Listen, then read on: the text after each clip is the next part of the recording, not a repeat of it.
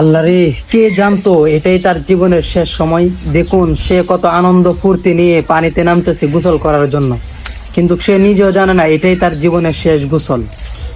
আর তার বন্ধুরাও হাসি খুশি ভাবে ভিডিও করতেছে। আসলে এরকম স্রোতের পানিতে তার নামাটাই উচিত হয়নি।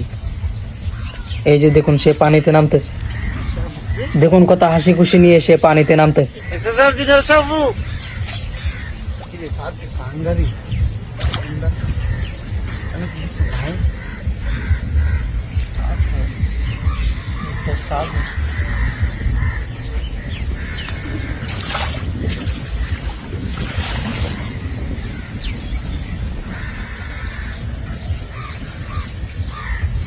ঘটনাটি ঘটেছে নরসিংদী মাধবদী।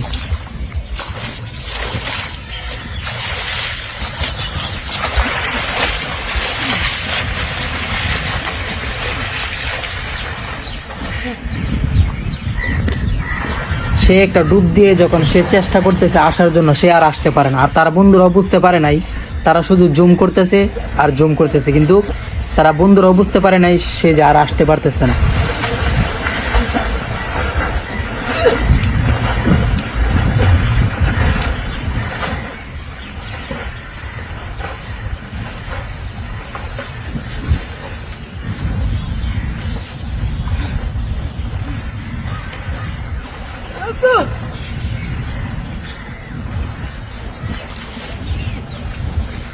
তার উচিত ছিল স্রোত যেদিকে যায় ওই দিকে যাওয়া, তাহলে সে আজকে দুনিয়াতে বেঁচে থাকতো।